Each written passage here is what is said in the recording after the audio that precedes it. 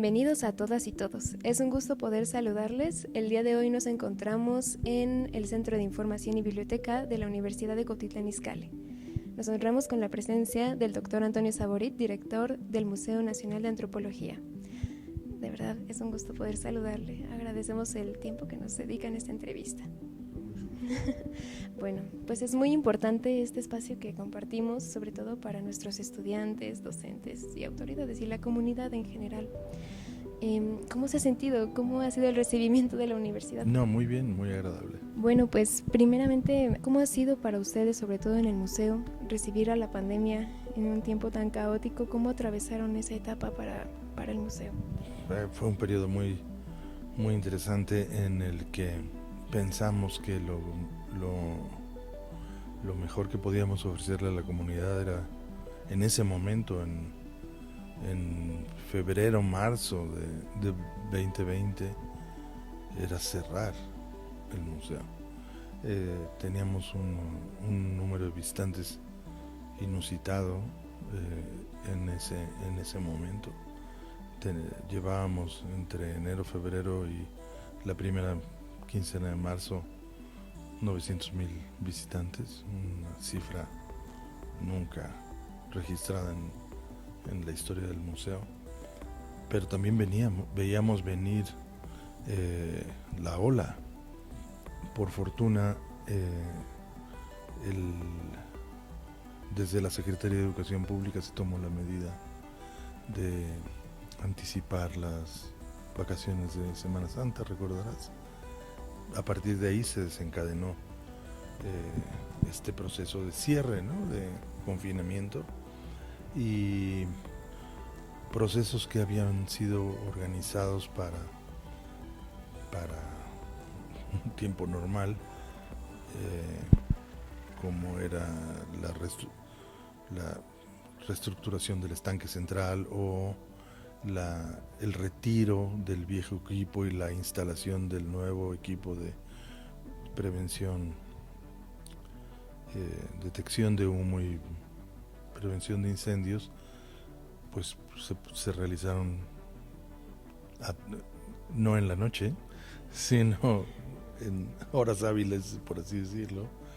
Pudimos, como museo, al final del 2020 dar esta buena noticia en medio de tantas malas noticias, y nos permitió de verdad ahondar, por ejemplo, en el área de etnografía, una discusión que habíamos empezado 2 años antes en torno a las salas etnográficas del museo. ¿Cómo vieron esta parte de evolución justamente en la sociedad y el interés cultural? Porque no solamente la economía, hubo ahí cifras que cambiaron el mundo, ¿no?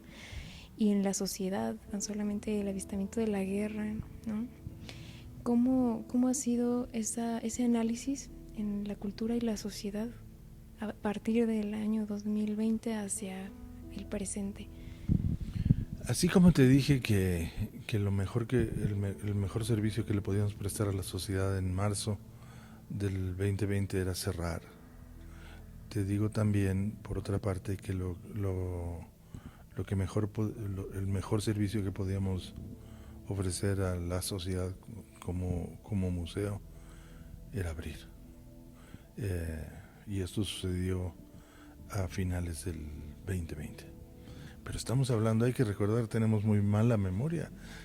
Apenas se estaba hablando de vacunas, de la existencia de las vacunas. Apenas estábamos en ese capítulo. Ahora prácticamente todos estamos vacunados, o todos los que quisieron vacunarse se han vacunado. En ese momento no. Y el gran personaje era el miedo. Pensábamos que los museos, las puertas abiertas de los museos podían hacer la diferencia para muchas personas. Desde luego cayó el número de visitantes que te mencioné antes, ¿no? De tener alrededor de 5,000, 7,000 visitantes diarios al principio del 2020, pasamos a tener 500 diarios, 600 diarios, 800 diarios. O sea, la gente muy cautelosamente se fue acercando, se ha ido acercando al museo, ¿no? Y con enorme responsabilidad, por cierto, y con mucho gusto, ¿no? Y justamente, bueno, hay un fenómeno que se hizo notar a inicios del 2022, que en sí ya en el 2019 no estaba atendido, que es la gentrificación. En el 2022 comienza a ser muy debatido en las redes sociales, justo en la Ciudad de México. ¿Ustedes cómo han analizado esa parte en cuanto a las visitas, ¿no? Yo no recuerdo muy bien la estadística de las visitas que son nacionales y los extranjeros, ¿no?, que han llegado a México. ¿Cómo han analizado esa parte? Fíjate que se mantiene más o menos en los mismos términos de antes. ¿Cuánto te imaginas tú que está el porcentaje en el Museo Nacional de Antropología? Pues me gustaría pensar que quizás es un 60%. ¿De visitantes extranjeros? ¿Contra 40 nacionales? Te tengo una noticia. 70 nacionales, 30% extranjeros. Ese es más o menos los números del museo. Pueden bajar o subir un poquito, pero un poquito. Esa es más o menos la proporción.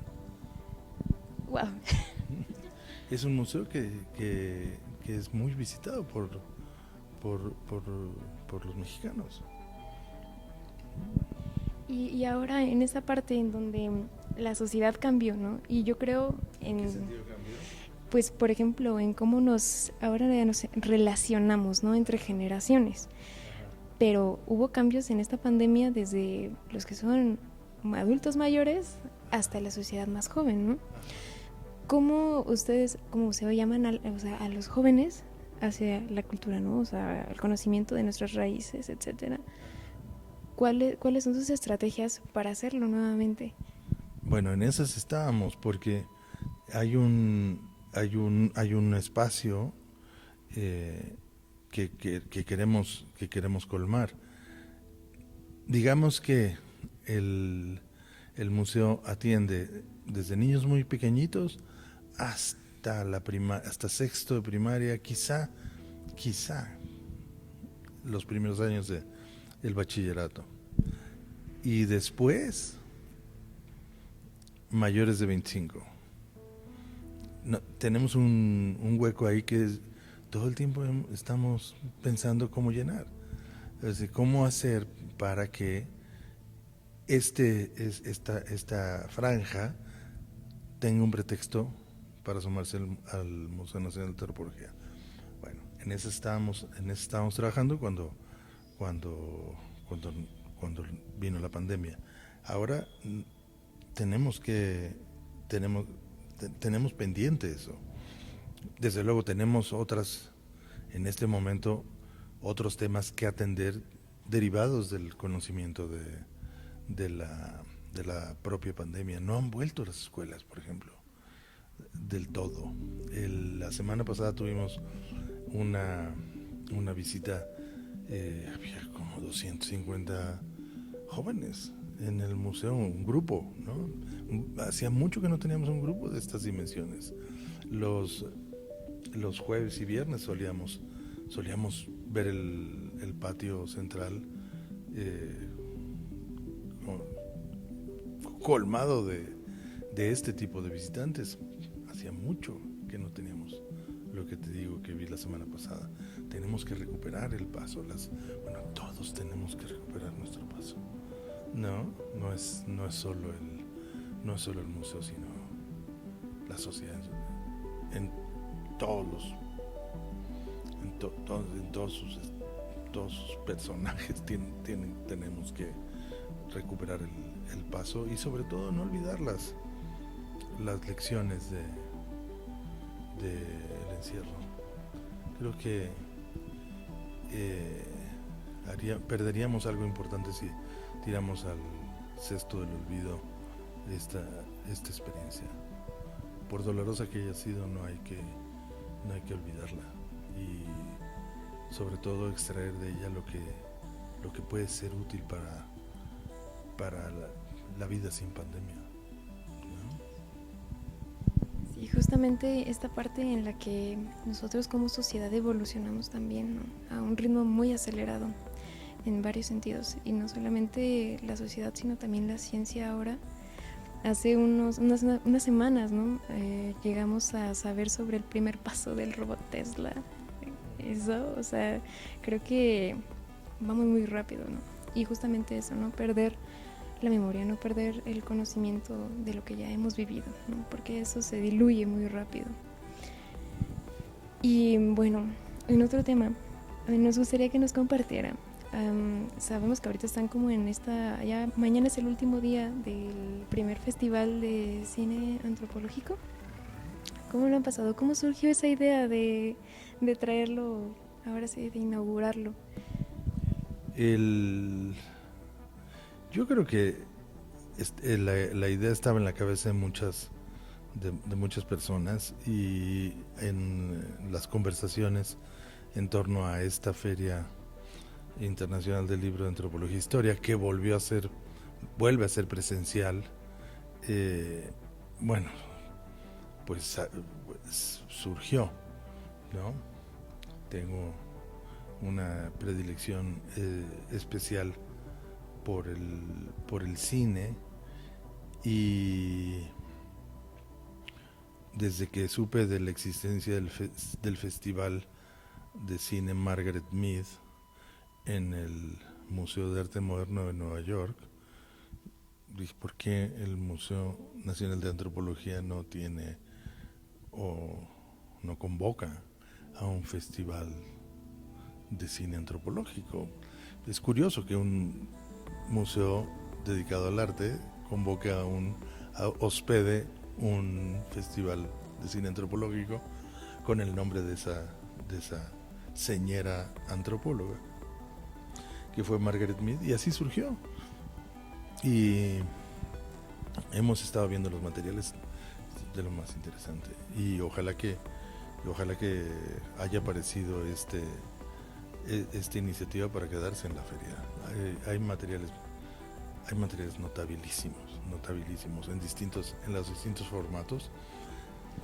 Y bien, bueno, notábamos ahí que en los de largometrajes había bastantes temas muy esenciales, ¿no? Que ahora convocan a la sociedad, por ejemplo, de esta parte feminista, ¿no? Incluso pues lo que tiene que ver con las mujeres, y que justo que el 15 de octubre celebramos el Día Internacional de la Mujer Rural. Creo que sí viene muy a bien poder visualizar estos materiales. Sobre todo ahora viene a cuento Jean-Luc Godard, que murió hace muy poquito. Él dice en una de sus películas, que se llama Todo va bien, es una película de los años 70, y en esa película él menciona ya desde entonces la cantidad de elementos, de herramientas que contamos para llevar el registro de nuestra vida. Si eso sucedía en los años 970, dime si no, ahora tenemos más y mejores y más accesibles herramientas para llevar el registro de nuestra vida cotidiana. Y no es que sea fácil, lejos de eso. El acceso es distinto a toda esta herramienta, y esto permite que muchos se transformen en documentalistas, y este es el toque que estamos buscando, ¿no? Y claro, el formato de largometraje es muy serio, ¿no? Hay cosas muy serias y muy notables que se inscribieron ahora. Pero en los otros formatos hay delicias. En los 10 minutos y en animación hay cosas muy interesantes. Valdrá la pena verlos. Ok, bueno, pues he llegado al final de nuestra entrevista. Ojalá hubiéramos tenido muchísimo más tiempo, pero yo sé que habrá una próxima vez. Lo recibiremos con mucho gusto. Muchas gracias. Esperemos que hayan disfrutado este espacio, y bueno, déjenos sus comentarios y brevemente ya estaremos en contacto. Muchas gracias. Hasta luego.